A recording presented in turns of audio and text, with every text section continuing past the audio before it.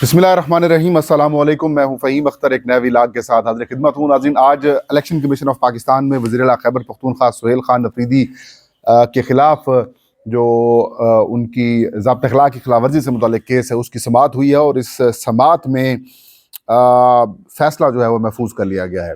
समाअत में फ़ैसला तो महफूज हुआ ही हुआ है, लेकिन साथ में उनको सज़ा देने, उनको डी सीट करने और उनको डिस्क्वालीफाई करने की भी गुफ्तगू आज इलेक्शन कमीशन ऑफ पाकिस्तान में हुई है। ये बड़ी इंटरेस्टिंग किस्म का मामला था, क्योंकि पहले दिन से ही जब ये मामला सामने आया था तो मैंने जब इनका नोटिस पढ़ा, जो सेक्शंस लगाई गई थी, जो आइन के कुछ आर्टिकल्स का हवाला दिया गया था, और उसके अंदर ये बड़ी वाज़े चीज़ नज़र आ रही थी कि ये एक केस जो है वो चेक के तौर पर रखा जाएगा सुहेल खान अफरीदी के ऊपर। ये केस उनको ब्लैकमेल करने के लिए रखा जाएगा। हम देख रहे हैं चंद दिनों से सुहेल खान अफरीदी काफ़ी बुझे बुझे से थे। आज जो समाअत हुई उसमें खुद तो नहीं आए, ज़ाहिर उनको इस्तिस्ना दिया गया था, बतौर वज़ीर आला कहते कि आप ना आए, आपके वकील आ सकते हैं, तो अली बुखारी उनकी जानिब से पेश हुए। जो केस का आगाज़ था, आज फाइनल आर्गूमेंट्स के ऊपर ये बात मुकम्मल होना थी कि जो फाइनल आर्गूमेंट्स हैं वो दिए जाएंगे वकला की तरफ से। इलेक्शन कमीशन ऑफ पाकिस्तान ने नोटिस भी लिया था। इलेक्शन कमीशन ऑफ पाकिस्तान में एक पिटीशन भी दायर हुई थी।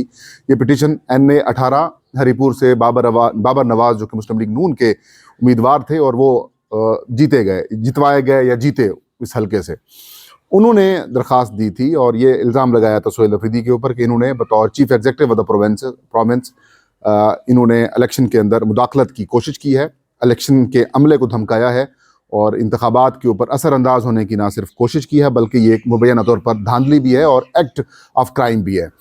उनकी जानिब से इलेक्शन कमीशन ऑफ पाकिस्तान के माजी में सुप्रीम कोर्ट ऑफ पाकिस्तान जब फाल हुआ करती थी, अब तो आइनी बेंच है या आइनी अदालत बन चुकी है, तब बतौर वकील जाया करते थे सजील शहरियार सवाती साहब। वो बाबर नवाज की तरफ से वकील के तौर पर पेश हुए। उन्होंने इलेक्शन कमीशन ऑफ पाकिस्तान के सामने दलाइल दिए और दलाइल बड़े लंबे चौड़े थे, तकरीबन 1.5-2 घंटे तक वो दलाइल देते रहे। वो इस बात के ऊपर लेके आए कि जो सुहेल खान अफरीदी हैं, उन्होंने जो ये काम किया है, जो कि उन्होंने कहा कि ज़ाब्ता अखलाक की खिलाफ वर्जी का केस तो है ही है, लेकिन चीफ एग्जीक्यूटिव हैं, चीफ एग्जीक्यूटिव ऑफ द सूबा हैं, यानी कि वो सूबे के वज़ीर आला हैं, वो इलेक्शन कमीशन ऑफ पाकिस्तान के अफसर के तौर पर काम कर रहे थे, मातहत के तौर पर काम कर रहे थे। उनका ये काम नहीं था कि वो ज़ाब्ता अखलाक की खिलाफ वर्जी करें या फिर वो इलेक्शन के ऊपर असरअंदाज होने की कोशिश करें।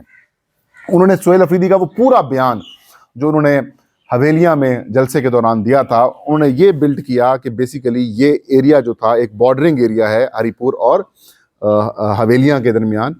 यहाँ से इन्होंने खिताब जो किया है, ये बुनियादी तौर पर एबटाबाद हरीपुर के अंदर इलेक्शन के अंदर असरअंदाज होने की कोशिश की है। और फिर जो उनकी गुफ्तगू थी वो वर्बैटम उन्होंने सुनाई।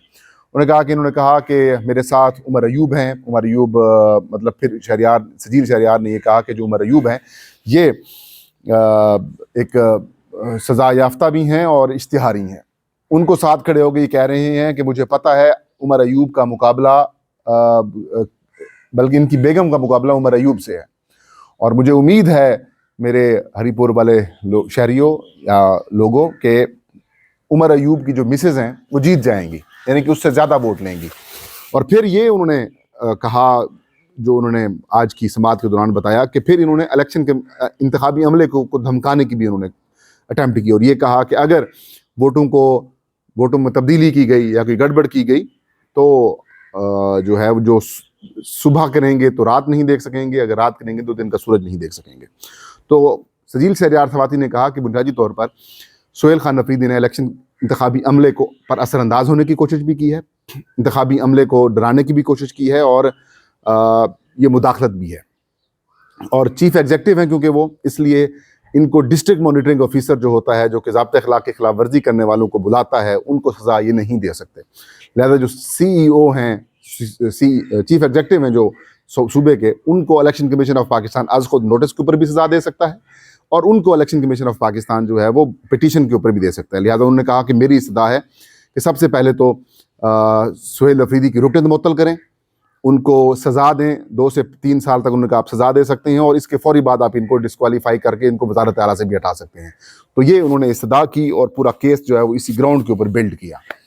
उसके बाद अब इंटरेस्टिंग बात यह है कि इस सारे केस के अंदर इलेक्शन कमीशन ऑफ पाकिस्तान ने आज खुद नोटिस लिया, डिस्ट्रिक्ट मॉनिटरिंग ऑफिसर से रिपोर्ट मांगी। इलेक्शन कमीशन ऑफ पाकिस्तान के जो सेक्रेटरी हैं उन्होंने, और जो इलेक्शन कमीशन का मॉनिटरिंग विंग है उसने, और सेक्रेटरी जो मतलब उनका सेक्रेटेरिएट स्टाफ है उसने अलहदा से उनको असिस्ट किया। इलेक्शन कमीशन के लॉ विंग ने अलहदा से असिस्ट किया और उनके एक वकील के तौर पर एक वकील भी है, और उन्होंने भी ऑलमोस्ट वही दलाइल दिए जो सजील शहरियार सवाती साहब के थे। वो भी इलेक्शन कमीशन को ये कह रहे थे, और इलेक्शन कमीशन उनसे बार बार, इलेक्शन कमीशन के मेंबर जो खैबर पख्तूनख्वा हैं वो ये कहते थे क्योंकि खैबर पख्तूनख्वा पेशावर हाई कोर्ट ने हमें फैसला देने से रोका हुआ है। तो उन्होंने कहा नहीं, आप आर्जी या बुरी फैसला सुना सकते हैं लेकिन आप हतमी फैसले की तरफ बेशक ना जाएं, वो ये कह रहे थे। साथ में जो इलेक्शन कमीशन के वकील थे उन्होंने भी तकरीबन वही बातें की, और आखिर में उन्होंने जाकर उन्होंने कहा कि आप सोहेल अफरीदी को सजा सुना सकते हैं, उनको डिस्क्वालीफाई भी कर सकते हैं। तो ये एक बेसिकली इलेक्शन कमीशन के अंदर जो चलने वाला टोटल आप कह सकते हैं जो कार्रवाई थी या कारगुजारी थी वो यही थी कि इन्होंने सोहेल अफरीदी को सजा देनी है। और मैं पहले दिन से ही कह रहा था कि इस केस को तहरीक इंसाफ को या फिर सोहेल अफरीदी को संजीदा लेना चाहिए, और संजीदा लेना पड़ेगा, क्योंकि आपसे जिसने भी ये काम करवाया है, जिसने भी आपसे ये ब्लेंडर मरवाया है, ये आपके के लिए मसला पैदा होगा।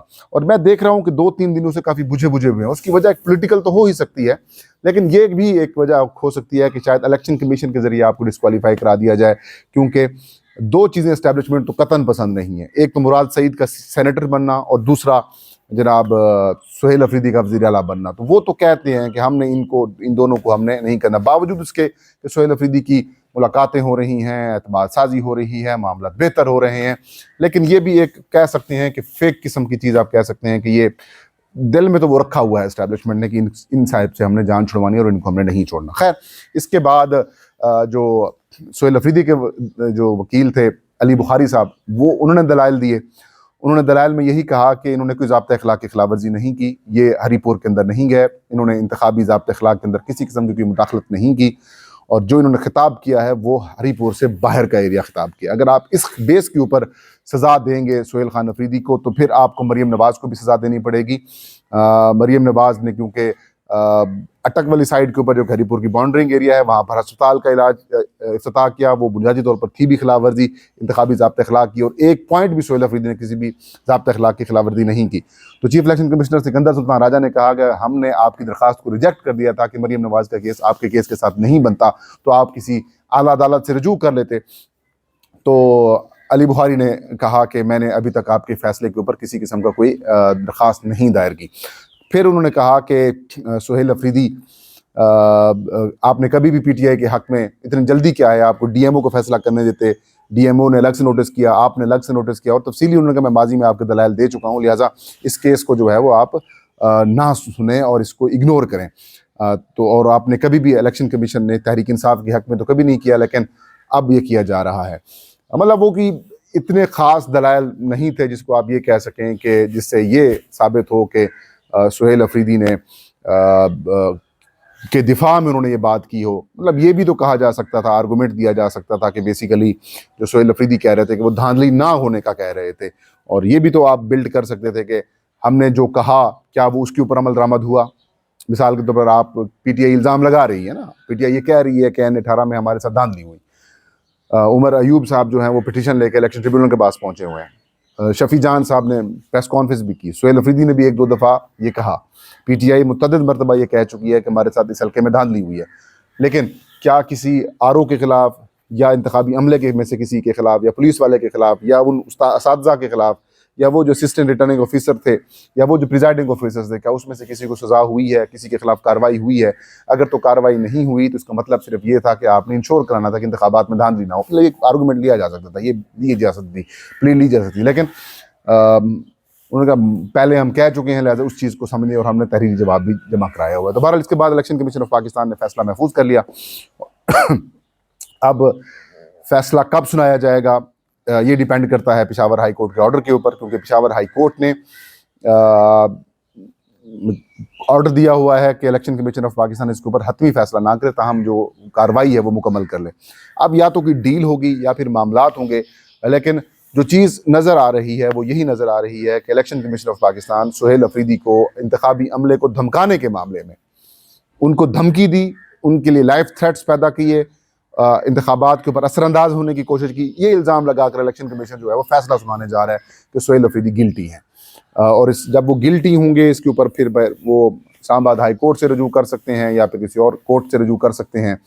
लेकिन तब तक कहानी ख़त्म हो जाएगी, सुहेल अफरीदी डिस्क्वालीफाई हो जाएंगे। और अगर सुहेल अफरीदी डिस्क्वालीफाई होते हैं तो फिर आपको पता है कि इस्टेब्लिशमेंट चाहती है कि वज़ीर अली अमीन हूँ, वो चाहते हैं कि वो बने वापस, और PTI की अक्सरियत जो MPAs हैं वो भी यही चाहते हैं कि अली अमीन होने चाहिए।